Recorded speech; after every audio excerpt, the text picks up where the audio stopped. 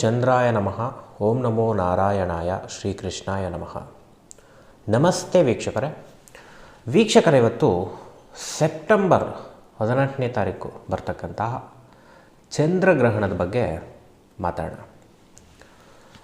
ಯಾವಾಗ ಹುಣ್ಣಿಮೆ ಬರುತ್ತೆ ಚಂದ್ರಗ್ರಹಣ ಅಂತ ಕರಿತೀವಿ, ಅಮಾವಾಸ್ಯೆ ಬರುತ್ತೆ ಸೂರ್ಯಗ್ರಹಣ ಅಂತ ಕರಿತೀವಿ. ಸೂರ್ಯ ಚಂದ್ರ ಆಪೋಸಿಟ್ ಇರ್ತಕ್ಕಂಥದ್ದು. ಹಾಗೆ ರಾಹು ಕೇತು ಒಂದೇ ಲೈನಲ್ಲಿ ಬಂದುಬಿಡ್ತಾರೆ. ಗ್ರಹಣ ಅಂದರೆ ಒಂದೇ ಲೈನ್, ಆ ಲೈನಲ್ಲಿ ಸೂರ್ಯ ಚಂದ್ರ ರಾಹು ಕೇತು ಬರ್ತಕ್ಕಂಥದ್ದು. ಚಂದ್ರಗ್ರಹಣ ಅಂದರೆ ಯಾರು ಭಯಪಡೋ ಅಗತ್ಯ ಇಲ್ಲ. ಯಾವ ರಾಶಿಗೂ ಏನೂ ಎಫೆಕ್ಟ್ ಆಗಲ್ಲ. ಫಸ್ಟ್ ಆಫ್ ಆಲ್ ಯಾರಿಗೂ ಏನೂ ಎಫೆಕ್ಟ್ ಆಗಲ್ಲ. ಇದು ಎಫೆಕ್ಟ್ ಆಗೋದು ದೇಶಕ್ಕೆ ಮಾತ್ರ. ಆ ದೇಶದ ಭವಿಷ್ಯ ಹೇಗಿದೆ ನಮಗಲ್ಲಿ ಅಪ್ಲೈ ಆಗುತ್ತೆ. ದೇಶದಲ್ಲಿ ಒಳ್ಳೇದು ಏನೇನು ಬರುತ್ತೋ ನಮಗೆ ಅಪ್ಲೈ ಮಾಡ್ಕೋಬೇಕು. ಕೆಟ್ಟದ್ದು ಏನೇನು ಬರುತ್ತೋ ಯಾರ್ಯಾರಿಗೆ ಏನೇನು ಅಪ್ಲೈ ಆಗುತ್ತೆ ಡಿಸೈಡ್ ಆಗುತ್ತೆ. ಹಾಗೆ ಗ್ರಹಣ ಸೆಪ್ಟೆಂಬರ್ 18ನೇ ತಾರೀಕು ಬೆಳಿಗ್ಗೆ 6 ಗಂಟೆ 11 ನಿಮಿಷದಿಂದ 10 ಗಂಟೆ 17 ನಿಮಿಷದವರೆಗೂ ಇರ್ತಕ್ಕಂಥದ್ದು. 4 ರಿಂದ 5 ಅವರ್ ಅಂತ ತೊಗೋಬೋದು. ಈ ಟೈಮಲ್ಲಿ ತಿಂಡಿ ತಿನ್ನಬಾರ್ದು, ಒಲೆ ಹಚ್ಚಬಾರ್ದು, ಏನು ಮಾಡಬಾರ್ದು. 10 ಗಂಟೆ 17 ನಿಮಿಷ ಆದ ನಂತರ ನೀವು ತಿಂಡಿ ಮಾಡ್ತಕ್ಕಂಥದ್ದು ಇನ್ನೊಂದು ಮತ್ತೊಂದು ಸ್ವಲ್ಪ ನಿಧಾನಕ್ಕೆ ಮಾಡಿಕೊಂಡಷ್ಟು ಒಳ್ಳೆಯದು. ಭಾರತಕ್ಕೇನು ಎಫೆಕ್ಟ್ ಇರಲ್ಲ, ಆದರೂ ಆ ಟೈಮಲ್ಲಿ ನೆಗೆಟಿವ್ ಏನಾರು ಮಾಡಿಕೊಂಡ್ರು ಕೂಡ. ಹಾಗೆ ಗ್ರಹಣ ಬರ್ತಕ್ಕಂಥದ್ದು ಪುಣ್ಯ ಸಂಪಾದನೆಗಾಗಿ ಅಂತ ಹೇಳ್ತಾರೆ ಶಾಸ್ತ್ರದಲ್ಲಿ. ಅಂದರೆ ನಮಗೆ ಮುಂದೆ ಕೆಡುಕಿದ್ರೆ ಹೋಗಲಿಕ್ಕೆ ಅಥವಾ ಒಂದು ಒಳ್ಳೆ ಪುಣ್ಯ ಸಂಪಾದನೆ ಮಾಡಿಕೊಂಡು ಹೋಗಲಿಕ್ಕೆ ಗ್ರಹಣ ಪುಣ್ಯಕಾರಿಯಾಗಿರ್ತಕ್ಕಂಥದ್ದು ಅಂತ ಹೇಳ್ತಾರೆ. ಉಪವಾಸ ಮಾಡೋರು ಗ್ರಹಣ ದಿನ ಮಾಡಿದರೆ ತುಂಬ ಶ್ರೇಷ್ಠ ಅಂತ ಹೇಳ್ತಾರೆ. ಉಪವಾಸ ಮಾಡೋರು ಮಾಡ್ಕೊಳ್ಳಿ. ಇಲ್ಲ ಸರ್ ನಮ್ಗೆ ಆಗಲ್ಲ ಅಂದರೆ 10 ಗಂಟೆ 17 ನಿಮಿಷದವರೆಗೂ ಏನೂ ತಿನ್ನಬೇಡಿ. ಆಮೇಲೆ ನೀವು ಏನಿದೆ ನಿಮ್ಮ ಕೆಲಸ ನೀವು ಮಾಡ್ಕೋಬೋದು. ಹಾಗೆ ಸಾಕಷ್ಟು ಯೂಟ್ಯೂಬ್ ವಾಹಿನಿ ಆಗಿರ್ಬೋದು, ಟಿ ವಿ ಆಗಿರ್ಬೋದು ಕೊಡ್ತಾರೆ ರಾಶಿ ಭವಿಷ್ಯ, ಗ್ರಹಣ ರಾಶಿ ಭವಿಷ್ಯ, 12 ರಾಶಿಗಳ ಭವಿಷ್ಯ. ಯಾರಿಗೂ ಏನೂ ಆಗಲ್ಲ ಎಫೆಕ್ಟ್. ಯಾಕೆಂದರೆ ಇದ್ರ ಫಲ ಅಂತ ಯಾರಿಗೂ ಇಲ್ಲ. ಫಲ ಇದ್ದರೆ ಹೇಳ್ಬೋದು, ಫಲನೇ ಇಲ್ವಲ್ಲ. ಸುಮ್ಮನೆ ವ್ಯೂಸ್ಗೋಸ್ಕರ ಎಷ್ಟೋ ಜನ ಹೇಳ್ಬೋದು, ತಪ್ಪು ಮಾಹಿತಿ ಕೊಡ್ಬೋದು. ಯಾರು ತಲೆ ಒಳಗಡೆ ಹಾಕ್ಕೊಳಕ್ಕೆ ಹೋಗಬೇಡಿ. ಯಾವ ಎಫೆಕ್ಟು ಆಗಲ್ಲ. ಅದರಿಂದ ಇಲ್ಲವೇ ಇಲ್ಲ. ಶಾಸ್ತ್ರದಲ್ಲಿ ಇರಬೇಕು, ಇದ್ದರೆ ಹೇಳಿ. ಸುಮ್ಮನೆ ಸುಳ್ಳು ಹೇಳ್ಕೊಂಡು ಕೂತ್ಕೊಂಡ್ರೆ ಅದು ಎಲ್ಲರಿಗೂ ಕೆಟ್ಟದ್ದಾಗತ್ತೆ. ಓಕೆ, ಬಟ್ ನಾವು ದೇಶಕ್ಕೆ ಒಂದು ಕುಂಡಲಿ ಹಾಕ್ತೀವಿ. ಕುಂಡಲಿ ಅಂದರೆ ಶಾರ್ಟ್ ಟರ್ಮ್ ಪ್ರೊಡಕ್ಷನ್ ಅಂತ ಹೇಳ್ತೀವಿ. ಅಂದರೆ 3 ರಿಂದ 4 ತಿಂಗಳು ನಡೀತಕ್ಕಂಥ ಇವೆಂಟ್ಸು. ಯುಗಾದಿ ವರ್ಷ ಭವಿಷ್ಯ ಅಂತಕ್ಕಂಥದ್ದು ಪ್ರೈಮ್. ಒಂದು ವರ್ಷದಲ್ಲಿ ಏನೇನು ಇವೆಂಟ್ ತೋರಿಸುತ್ತೆ ಅದು ಪಕ್ಕಾ ನಡೆಯುತ್ತೆ. ಇದು ಶಾರ್ಟ್ ಟರ್ಮಲ್ಲಿ ಕೆಲವೊಂದನ್ನು ಇವೆಂಟ್ ಮಾಡಿಬಿಟ್ಟು ಹೋಗುತ್ತೆ. ಈ ಇವೆಂಟು ಈ 3 ರಿಂದ 4 ತಿಂಗಳಲ್ಲಿ ಹೆಚ್ಚಾಗಿರುತ್ತೆ. ಕೆಲವೊಂದು ಆ್ಯಡ್ ಆನ್ ಆಗುತ್ತೆ ಇವೆಂಟ್ಸ್. ಆ ಕುಂಡಲಿ ಪಕ್ಕದಲ್ಲಿದೆ, ನೋಡ್ತಾ ಇದ್ದೀರಾ. ನಾವು ಕ್ಲೋಸಿಂಗ್ ಗ್ರಹಣಕ್ಕೆ ಕುಂಡಲಿ ಹಾಕ್ತೀವಿ. ಸೂರ್ಯ ಚಂದ್ರ ಒಂದೇ ಡಿಗ್ರಿ, ಒಂದೇ ಟೈಮು, ಗ್ರಹಣದ ಟೈಮು ಯಾವಾಗ ಬರುತ್ತೋ ಒಂದು ಕುಂಡಲಿ ಹಾಕ್ತೀವಿ. ಆ ಕುಂಡಲಿ ಬಂದಿರತಕ್ಕಂಥ ಲಗ್ನ ಕನ್ಯಾ ಲಗ್ನ. ಅಲ್ಲಿ ಸಾಕಷ್ಟು ಗ್ರಹಗಳನ್ನ ನೀವು ನೋಡ್ತಾ ಇದ್ದೀರಾ. ಕನ್ಯಾ ಲಗ್ನದಲ್ಲಿ ಶುಕ್ರ, ಸೂರ್ಯ, ಕೇತು. ಕುಂಭರಾಶಿನಲ್ಲಿ ಶನಿ ರೆಟ್ರೋಗ್ರೇಡು. 7ನೇ ಮನೆಯಲ್ಲಿ ಚಂದ್ರ ರಾಹು, 9ನೇ ಮನೆಯಲ್ಲಿ ಗುರು, 10ನೇ ಮನೆಯಲ್ಲಿ ಕುಜ, 12ನೇ ಮನೆಯಲ್ಲಿ ಬುಧ. ಇದು ಏನು ಹೇಳುತ್ತೆ ನಮ್ಮ ದೇಶಕ್ಕೆ? ಹಾಗೆ ಇಲ್ಲಿ ಶುಭ ಸುದ್ದಿಗಳು ಬರುತ್ತೆ, ಕೆಟ್ಟ ಸುದ್ದಿಗಳು ಬರುತ್ತೆ. ಎರಡನ್ನೂ ನೋಡೋಣ ಹೇಗಿರುತ್ತೆ ಅಂತ. ಹಾಗೆ ಫಸ್ಟು ಲಗ್ನ ನೋಡೋಣ. ಲಗ್ನಾಧಿಪತಿ ಆಗಿರ್ತಕ್ಕಂಥ ಬುಧ ಹೋಗಿ 12ನೇ ಮನೆಯಲ್ಲಿ ಕೂತಿದ್ದಾನೆ. ಲಗ್ನ ಅಂದರೆ ಜನರ ಒಂದು ಜನರಲ್ ಕ್ಯಾರೆಕ್ಟರಿಸ್ಟಿಕ್ಸ್ ಅಂತ ಹೇಳ್ತೀವಿ, ಸಾಮಾನ್ಯ ಗುಣಲಕ್ಷಣಗಳು. ಈ ಸಾಮಾನ್ಯ ಗುಣಲಕ್ಷಣಗಳಲ್ಲಿ 12ನೇ ಮನೇಲಿ ಕೂತಿರೋದ್ರಿಂದ ಸಾಕಷ್ಟು ಜನ ದುಡ್ಡನ್ನು ಸುಮ್ಮನೆ ಖರ್ಚು ಮಾಡ್ತಕ್ಕಂಥದ್ದು, ತುಂಬ ಇನ್ವೆಸ್ಟ್ಮೆಂಟ್ ಮಾಡಿ ಕೈ ಸುಟ್ಕೊಳ್ತಕ್ಕಂಥದ್ದು, ವೇಸ್ಟ್ ಮಾಡ್ತಕ್ಕಂಥದ್ದು ಹೆಚ್ಚೆಚ್ಚು ತೋರಿಸ್ತಾ ಇದೆ. ಅಂದರೆ ಗಮನ ಎಲ್ಲ ಈ ಒಂದು 3 ರಿಂದ 4 ತಿಂಗಳಲ್ಲಿ ಖರ್ಚಿನ ಕಡೆ ಇರತಕ್ಕಂಥದ್ದು ಪ್ರತಿಯೊಬ್ಬರದು. ಹಾಗೆ ಮಾತು ಕರೆಕ್ಟಾಗಿ ಆಡಲ್ಲ ಯಾರು. ಯಾಕೆಂದರೆ ಲಗ್ನಾಧಿಪತಿ ಆಗಿರ್ತಕ್ಕಂಥ ಬುಧ ಮಾತಿಗೆ ಕಾರಕ. 12ನೇ ಮನೇಲಿ ಕೂತಿರೋದ್ರಿಂದ ನಾಲಿಗೆ ಏನೋ ಎಲೆಬಿಲ್ಲದ ನಾಲಿಗೆ ಅಂತ ಹೇಳ್ತಾರಲ್ಲ, ಆ ರೀತಿ ಜನಗಳಲ್ಲಿ ಸಮಸ್ಯೆಗಳು ಹೆಚ್ಚಾಗ್ತಕ್ಕಂಥದ್ದು, ಖರ್ಚುಗಳು ಹೆಚ್ಚಾಗ್ತಕ್ಕಂಥದ್ದು ಲಗ್ನದಿಂದ ಗೋಚಾರ ಆಗ್ತಾ ಇದೆ. ಹಾಗೆ ಇಲ್ಲಿ 12ನೇ ಅಧಿಪತಿ ಆಗಿರತಕ್ಕಂಥ ಸೂರ್ಯ ಲಗ್ನದಲ್ಲಿ ಕೂತಿದ್ದಾನೆ. ಲಗ್ನದಲ್ಲಿ ಕೇತು ಇದೆ. ಕೇತು ಮತ್ತು ಸೂರ್ಯನ ಎರಡೂ ನೋಡಿದಾಗ ಈ ಡೆಂಗ್ಯೂ ಜ್ವರ ಏನಿದೆ ಜಾಸ್ತಿ ಆಗ್ತಕ್ಕಂಥದ್ದು ತೋರಿಸ್ತಾ ಇದೆ. ಈ 3 ತಿಂಗಳಲ್ಲಿ ಸ್ವಲ್ಪ ಡೆತ್ಗಳು ಜಾಸ್ತಿ ಆಗುತ್ತೆ, ಎಪಿಡೆಮಿಕ್ಸ್ ಜಾಸ್ತಿ ಆಗ್ತಕ್ಕಂಥದ್ದು ಹೆಚ್ಚಾಗಿ ತೋರಿಸ್ತಾ ಇದೆ. ಸೂರ್ಯ ಲಗ್ನದಲ್ಲಿರೋದ್ರಿಂದ ಸ್ವಲ್ಪ ರಾಜನಿಗೆ ಕೆಟ್ಟ ಹೆಸರು. ಕರೆಕ್ಟಾಗಿ ಪ್ರೊಟೆಕ್ಟ್ ಮಾಡ್ತಾ ಇಲ್ಲ, ಅದಕ್ಕೊಂದು ಔಷಧಿ ಕೊಡಿಸ್ತಾ ಇಲ್ಲ, ನೀಟಿಲ್ಲ, ಅದು ಇದು ಸ್ವಲ್ಪ ವಾರು ಸಿಕ್ಕಾಪಟ್ಟೆ ತೋರಿಸ್ತಾ ಇದೆ. ಹಾಗೆ 12ನೇ ಅಧಿಪತಿ ಲಗ್ನದಲ್ಲಿರೋದ್ರಿಂದ ವಾರ್ ಸಿಚುವೇಶನ್ ನಿರ್ಮಾಣ ಆಗುತ್ತೆ.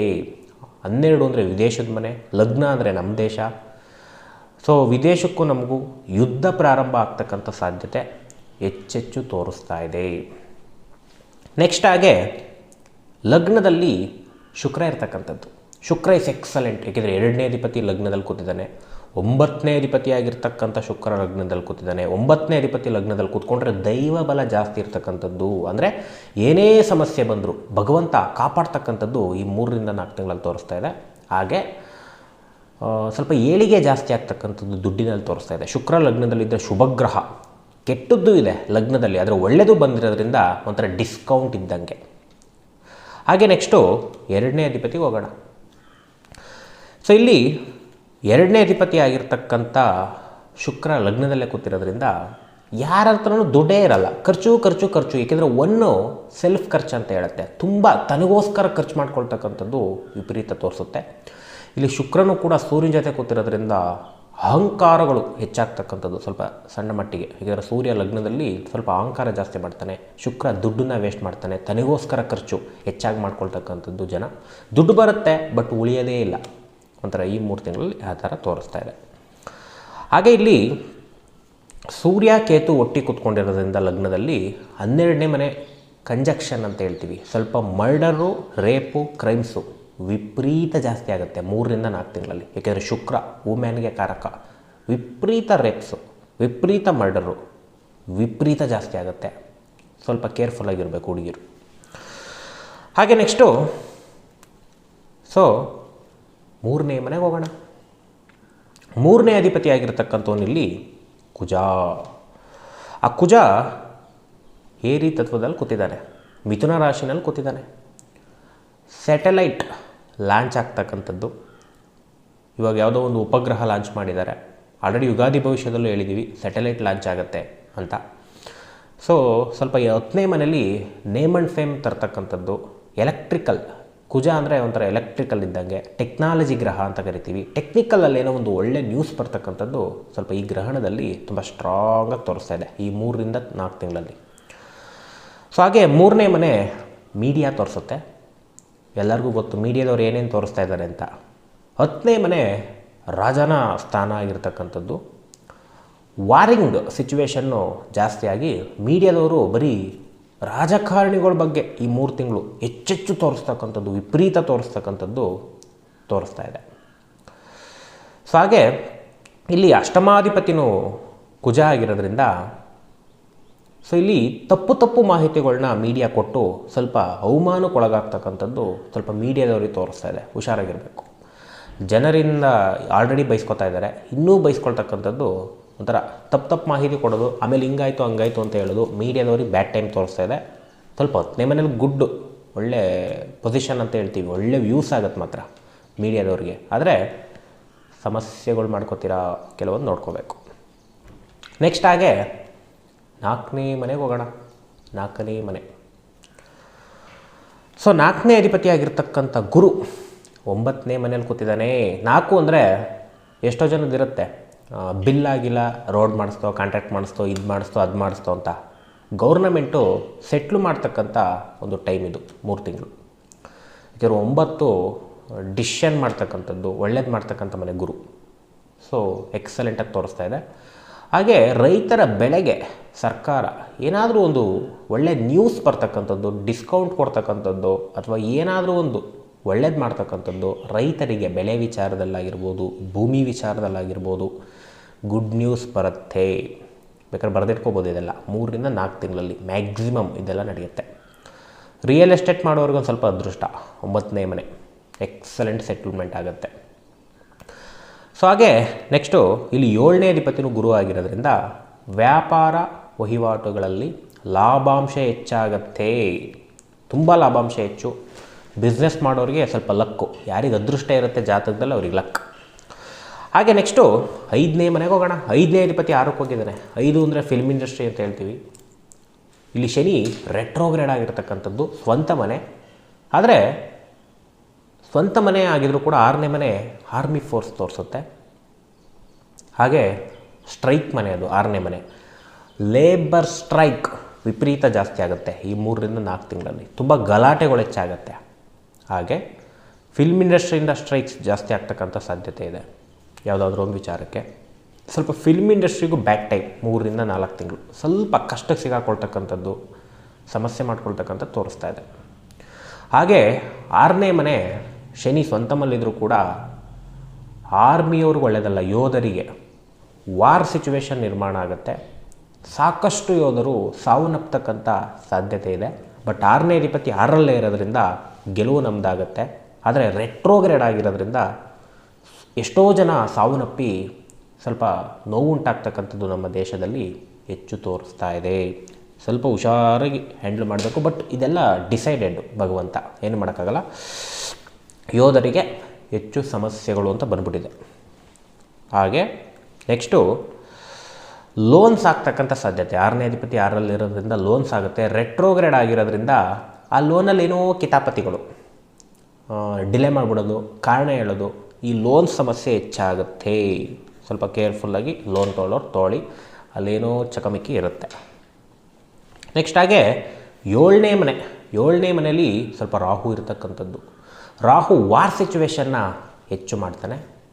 ಈ ವಾರಲ್ಲಿ ಸ್ವಲ್ಪ ಚಂದ್ರನ ಜೊತೆ ಕೂತಿರೋದ್ರಿಂದ ಫೀಮೇಲ್ ಇನ್ವಾಲ್ವ್ಮೆಂಟ್ ಹೆಚ್ಚಾಗ್ತಕ್ಕಂಥದ್ದು, ಯಾರಾದರೂ ಸಮಸ್ಯೆ ಮಾಡ್ತಕ್ಕಂಥದ್ದು, ವಾರಿಗೆ ಪ್ರಚೋದನೆ ಕೊಡ್ತಕ್ಕಂಥದ್ದು ಫೀಮೇಲ್ ತೋರಿಸ್ತಾ ಇದೆ. ಹಾಗೆ ಇಲ್ಲಿ ಚಂದ್ರ 7ನೇ ಮನೆ ಕೂತಿದ್ದಾನೆ. ಚಂದ್ರ ಇಲ್ಲಿ 11ನೇ ಅಧಿಪತಿ. 11 ಲಾಭಸ್ಥಾನ. 7ನೇ ಮನೆ ಕೂತಿರೋದ್ರಿಂದ ಮ್ಯಾರೇಜ್ ರೇಟ್ ಇಂಕ್ರಿಮೆಂಟ್ ಆಗುತ್ತೆ. ಯಾರ್ಯಾರು ಮ್ಯಾರೇಜಿಗೆ ಹುಡುಕ್ತಾ ಇದ್ದೀರಾ, ಶುಭ ಸುದ್ದಿ.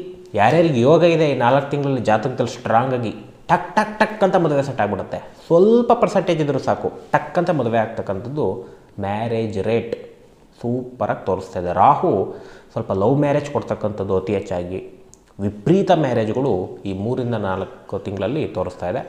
ಈ ಸಮುದಾಯ ಅಂತ ಹೇಳ್ತೀವಿ, ಒಂದು ಸಮುದಾಯ ಮಾಡಿ ಮದುವೆ ಮಾಡಿಸಿದ್ರು ಹೆಣ್ಮಕ್ಳಿಗೆ ಅಂತ, ಆ ರೀತಿ ನ್ಯೂಸ್ಗಳು ಹೆಚ್ಚಾಗ್ತಕ್ಕಂಥ ಸಾಧ್ಯತೆ ಈ 3-4 ತಿಂಗಳಲ್ಲಿ ಗ್ರಹಣದ ಒಂದು ಫಲ ತೋರಿಸ್ತಾ ಇದೆ.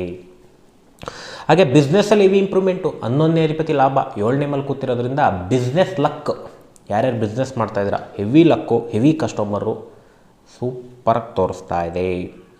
ಹಾಗೆ 7ನೇ ಮಲ್ಲಿ ಚಂದ್ರ ಇರೋದ್ರಿಂದ ಮಹಿಳೆಯರಿಗೆ ಗೌರವ ಡಾಕ್ಟರೇಟ್ ಅಥವಾ ಸನ್ಮಾನ ಮಾಡ್ತಕ್ಕಂಥದ್ದು, ಮಹಿಳೆಯರ ಕುರಿತಾಗಿ ಸಮಾರಂಭಗಳು ಹೆಚ್ಚಾಗ್ತಕ್ಕಂಥದ್ದು, ಮಹಿಳೆಯರಿಗೆ ಹೇಗೆ ಗೌರವ ಕೊಡಬೇಕು ಅಥವಾ ಮಹಿಳೆಯರು ಏನೋ ಸಾಧನೆ ಮಾಡಿದರು ಇದೊಂದು ತಾಳಿ ಪ್ರಶಸ್ತಿ ಅಥವಾ ಒಂದು ಹೊಗಳಿಕೆ ಹೆಗಳಿಕೆಗಳು ಸಮಾರಂಭಗಳು ಹೆಚ್ಚಾಗ್ತಕ್ಕಂಥ ಸಾಧ್ಯತೆ ಈ 3-4 ತಿಂಗಳಲ್ಲಿ ತೋರಿಸ್ತಾ ಇದೆ. ನೆಕ್ಸ್ಟ್ ಹಾಗೆ 8ನೇ ಮನೆಗೆ ಹೋಗೋಣ. 8ನೇ ಅಧಿಪತಿ ಆಗಿರ್ತಕ್ಕಂಥ ಕುಜ 10ನೇ ಮನೆಗೆ ಹೋಗಿರ್ತಕ್ಕಂಥದ್ದು ರಾಜನಿಗೆ ಒಳ್ಳೆಯದಲ್ಲ. Heavy fight struggling. ಯಾರ್ಯಾರು CM ಸೀಟಲ್ಲಿದ್ದಾರೆ ಸಾಕಷ್ಟು ರಾಜಕಾರಣಿಗಳಿಗೆ ಸ್ಟ್ರಗಲಿಂಗ್. 8ನೇ ಮನೆ 10ನೇ ಮನೇಲಿ ಕೂತಿದ್ದಾನೆ. 8 ಅಂದರೆ ಸ್ಟ್ರಗಲಿಂಗ್ ಮನೆ, 10 ಅಂದರೆ ರಾಜು. ವಾರ್ ಒಬ್ಬರು ಸಹಿಸಲ್ಲ. ನೀನಾ ಅಂತ ರಾಜರಲ್ಲೇ ಶುರುವಾಗ್ಬಿಡುತ್ತೆ ಇದು ವಾರು. MLAಗಳಲ್ಲೇ ರಾಜಂತರನೇ ಅಲ್ಲಲ್ಲೇ ವಾರ್ ವಿಪರೀತ ಜಾಸ್ತಿ ಆಗ್ತಕ್ಕಂಥದ್ದು ಈ 3-4 ತಿಂಗಳಲ್ಲಿ ತೋರಿಸ್ತಾ ಇದೆ. ಸಮಸ್ಯೆ ಮಾಡ್ಕೋತಾರೆ. ಹಾಗೆ ರಾಜಕಾರಣಿಗಳಲ್ಲಿ ಕೆಟ್ಟ ಮಾತು, ಕೋಪದ ಮಾತು. ಯಾಕೆಂದರೆ ಕುಜ ವಾರ್ ದುರಹಂಕಾರ ತೋರಿಸ್ತಕ್ಕಂಥದ್ದು. ಎಷ್ಟೋ ಜನ ರಾಜಕಾರಣಿಗಳು ವಿಪರೀತ ತೋರಿಸಿ ಮರ್ಯಾದೆ ಹಾಳು ಮಾಡ್ಕೊಳ್ತಕ್ಕಂಥದ್ದು ಕೂಡ ತೋರಿಸ್ತಾ ಇದೆ. ಯಾಕೆಂದರೆ 8 ಅವಮಾನದ ಮನೆ, ಮರ್ಯಾದೆ ಹೋಗ್ತಕ್ಕಂಥ ಮನೆ ಹೆಚ್ಚಾಗಿ ತೋರಿಸ್ತಾ ಇದೆ. ನೆಕ್ಸ್ಟ್ ಹಾಗೆ 10ನೇ ಮನೆಗೆ ಹೋಗೋಣ. 9ನೇ ಮನೆ ಹೇಳಿದ್ದೀನಿ, ಶುಕ್ರ ಲಗ್ನದಲ್ಲಿ ಕೂತ್ಕೊಂಡು ಎಕ್ಸಲೆಂಟ್. 10ನೇ ಮನೆಯಲ್ಲಿ ಕುಜ ಕೂತಿರ್ತಕ್ಕಂಥದ್ದು.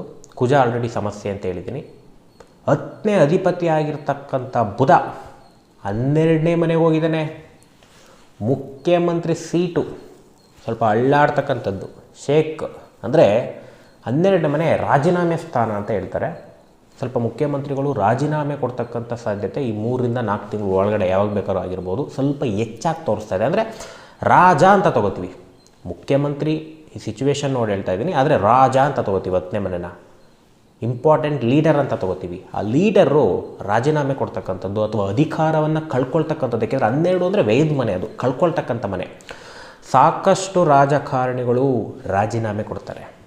ಮೇಯ್ನ್ ಇಂಪಾರ್ಟೆಂಟ್ ಲೀಡರ್ ರಾಜೀನಾಮೆ ಕೊಡ್ತಾರೆ. ತುಂಬ ಸ್ಟ್ರಾಂಗಾಗಿ ತೋರಿಸ್ತಾ ಇದೆ ಗ್ರಹಣದ ಫಲ. ಸೊ ಈ ರೀತಿ ಹೆಚ್ಚಾಗಿರ್ತಕ್ಕಂಥದ್ದು. ಸೊ ಇದು ಜನರಲ್ ವ್ಯೂ. ಯುಗಾದಿ ಭವಿಷ್ಯ ಅಂತಕ್ಕಂಥದ್ದು ಇಂಪಾರ್ಟೆಂಟ್. ಇದು ಜನರಲ್ ವ್ಯೂವು ಸಣ್ಣ ಪುಟ್ಟದಾಗಿ ಕೊಡ್ತಕ್ಕಂಥದ್ದು. ಯಾಕೆಂದರೆ ದೇಶದ ಭವಿಷ್ಯ ಅಂತಕ್ಕಂಥದ್ದನ್ನು ಭಗವಂತ ಪ್ರೀ ಡಿಸೈಡೆಡ್ ಆಗಿ ಮಾಡಿರ್ತಾನೆ. ಅದೇನಿದೆ ನೋಡ್ಕೊಳ್ಳೋದು. ನಮ್ಮ ಜಾತಕನೂ ಹಿಂಗೇ, ಗ್ರಹಗಳು ಏನು ಕೊಡ್ತವೆ ಫಲ ಪ್ರೀ ಡಿಸೈಡೆಡ್ಡು, ಅದನ್ನು ನೋಡ್ಕೊಳ್ಳೋದು, ಜೀವನ ಮಾಡೋದು. ದೇಶದ್ದು ಹಂಗೇ, ಏನೇನು ಹೇಳಿದ್ದಾನೆ ದೇವರು ಋಷಿಮುನಿಗಳ ಮೂಲಕ ನಮ್ಮ ಕುಂಡ್ಲಿ ಕೊಟ್ಟು, ಅದು ಹಂಗೇ ನಡೀತಾ ಇರುತ್ತೆ. So simple concept. Okay. So ಗ್ರಹಣ ಭಯಪಡೋದು ಬೇಡ, ನಿಮಗೆ ಫಲ ಬರುತ್ತಾ ಭಯಪಡೋದು ಬೇಡ. ಸ್ವಲ್ಪ ಕಾಯಿಲೆಯಿಂದ ಎಚ್ಚರಿಕೆ ಆಗಿರಬೇಕು. ನಮ್ಮ ದೇಶ ವಾರ್ ಸಿಚುವೇಶನ್ ಇದೆ, ಬಚಾವಾಗ್ತೀವಿ, ಆದರೂ ಸ್ವಲ್ಪ ವಾರು ತುಂಬ ಜೋರಾಗಿ ತೋರಿಸ್ತಾ ಇದೆ. ಭಗವಂತನ ಇಚ್ಛೆ ಏನೇನೋ ಬೇಕೋ ಅದಾಗುತ್ತೆ. ಕೆಟ್ಟದ್ದು ಆದಷ್ಟು ಕಡಿಮೆ ನಡೀಲಿ ಅಥವಾ ಆಗದೇ ಇರಲಿ ಅಂತ ಭಗವಂತನಲ್ಲಿ ಪ್ರಾರ್ಥಿಸೋಣ. ಮುಗಿಸೋಣ ಗ್ರಹಣದ ಒಂದು ಫಲದ ಕುಂಡಲಿ ವಿಶ್ಲೇಷಣೆ. ಎಲ್ಲರಿಗೂ ಒಳ್ಳೆಯದಾಗಲಿ. ಶ್ರೀ ಕೃಷ್ಣಾರ್ಪಣಮಸ್ತು.